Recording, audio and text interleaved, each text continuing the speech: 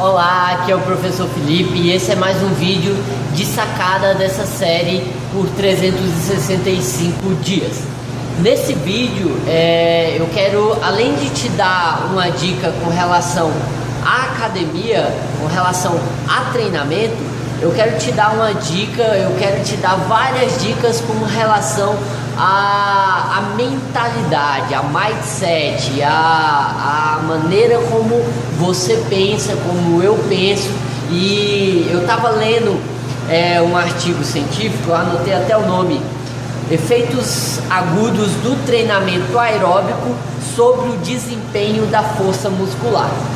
Eu tenho o costume, quando eu estava na faculdade, eu tinha o costume de sempre, antes de dormir, ler um artigo científico, porque eu pensava que no final de um ano, no mínimo, eu teria por volta de 365 artigos lidos. Depois que eu me formei com o trabalho, com foco em outros estudos, eu deixei um pouco de ler artigos e me concentrei em artigos específicos do que eu trabalhava, em artigos que realmente me agregasse algum tipo de valor. E ao ler esse artigo, não que o artigo traga algo muito revelador, mas eu vou tentar te passar nesse vídeo o conceito e a mentalidade ao se ler um artigo. O que quando alguém te falar alguma coisa, o que você deve pensar por trás disso? Vamos falar um pouco do artigo em si. O artigo, eu sempre falei isso nas academias, até em alguns vídeos meus e até em comentários dos meus alunos, que o aeróbico ele precisa ser depois do treinamento.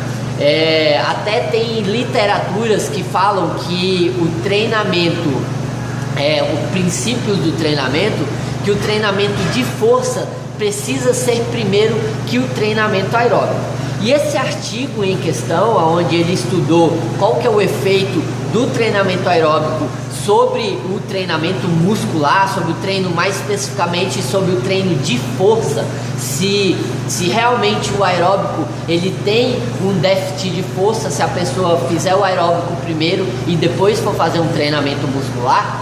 Nesse artigo, ele, através dos estudos, eu não vou entrar muito em detalhes sobre a metodologia do artigo, o que foi feito. Na descrição do vídeo, ou se você me mandar um pedido pedindo esse artigo, eu posso te enviar para você discriminar bem e entender bem o que foi usado no artigo.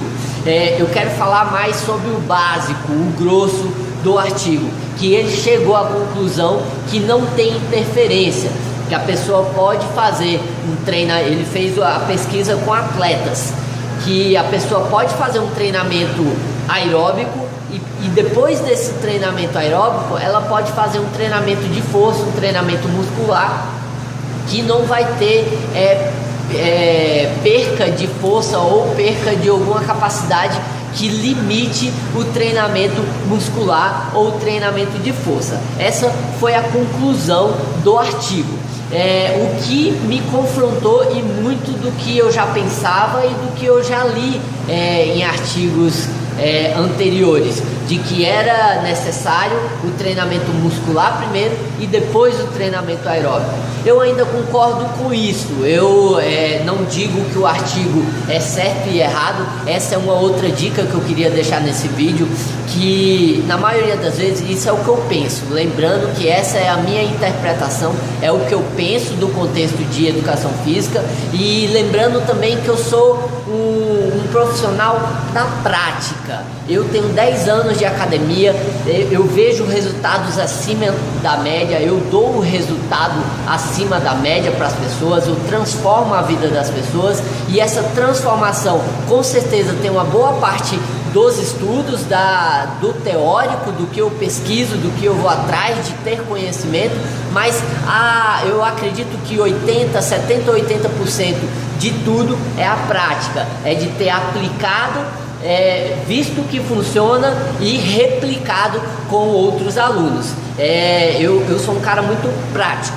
E qual que é o pensamento quando eu leio algum artigo que confronta algo que eu penso?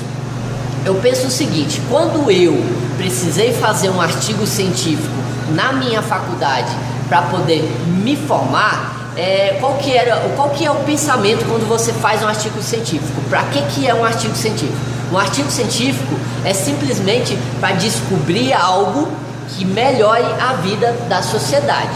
Essa é, quando você forma na faculdade, esse é o princípio. Você precisa descobrir alguma coisa, algum método, desenvolver algum artigo que melhore a vida das pessoas.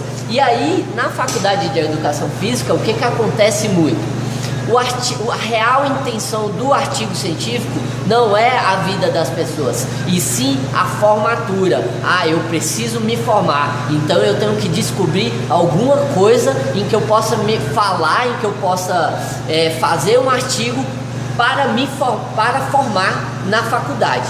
E aí isso distorce um pouco o fundamento do artigo, porque se o artigo é simplesmente para o cara pegar o diploma, aquele artigo ele não vai agregar nada para a sociedade. Ele vai descobrir alguma coisa que não tem aplicabilidade na prática. Ele vai descobrir alguma coisa que na maioria das vezes não se aplica na realidade. Então assim, o que eu quero que você entenda, o mindset é a interpretação por trás do artigo. O artigo ajuda você a pensar que você não tem a verdade absoluta, como eu não tenho a verdade absoluta. Eu só posso falar daquilo que faz sentido para mim e que funcionou para mim, mas eu não posso nunca pensar que essa é uma verdade absoluta, porque pode ter funcionado para mim, não pode funcionar para outra pessoa. E a mesma coisa é um artigo. Tudo vai depender da temperatura de pressão, o clima, o contexto que foi feito o artigo. Naquela época, o artigo não pode ter sentido efeito nos treinamentos musculares, mas depois pode ser que sinta. Eu já senti, quando eu fiz um treinamento de HIIT antes, porque eu testo muito, eu não sou de acreditar em verdades. A verdade para mim é o meu teste, é eu pegar e aplicar. Aí sim eu falo, para mim resolveu. E aí eu pego essa aplicação, os resultados que eu tive e replico com as pessoas, com os alunos, né? Então o artigo, eu mesmo já fiz treinamento aeróbico e chegou no treinamento muscular, eu me senti muito fadigado para fazer um treinamento muscular em alto nível. Então, não estou dizendo que o artigo é controverso ou que eu estou certo. Estou querendo que você abra sua mentalidade para um simples detalhe. Professor, essa é uma pergunta rotineira. Professor, tem professor que fala isso, tem professor que fala aquilo, tem professor que fala isso. A gente não sabe o que é certo e o que é errado. Então eu quero te dar essa principal dica: não existe certo e não existe errado. Existe o seu certo e existe o seu errado. Então assim, o que você precisa fazer para evoluir seus resultados? Aplicar, testar, ver o que funciona para você. Hoje eu fiz assim, assim, assado. Nossa, como é que eu me senti? Me senti bem, então funciona para mim. Hoje eu já fiz assim, assim, assado, não foi legal, me senti assim, senti que meu treino não rendeu, então para mim não serve. Essa percepção, você entender que não existe verdade. Isso não é só na educação física, não é só na musculação, não é só na academia, é em todo o contexto da nossa vida. A gente toma como verdade, isso se chama convicções. Eu já até falei em outros vídeos. E as nossas convicções a gente toma como verdade absoluta. Então a gente confronta as pessoas com base nas nossas convicções. E o grande segredo, a grande sacada é que as suas e as minhas convicções, na maioria das vezes, não são certas. Na maioria das vezes a gente aprendeu algo, acreditou em algo que pode ser errado, que pode cair por terra, que a ciência pode descobrir algo que seja melhor, ou que aquilo que você fazia não corresponde a nada do que você pensava. Então a grande sacada é que você tenha ciência de que se você acredita numa coisa, isso é apenas uma convicção sua. Não quer dizer que é certo, não quer dizer que é errado. É para você, no seu entendimento, na tua vida. E se te dá resultado, ótimo. Se não te dá resultado, se seus resultados são ruins, troca, muda, acredita em outra coisa. Eu sempre falei que o treinamento aeróbico prejudica o treinamento muscular.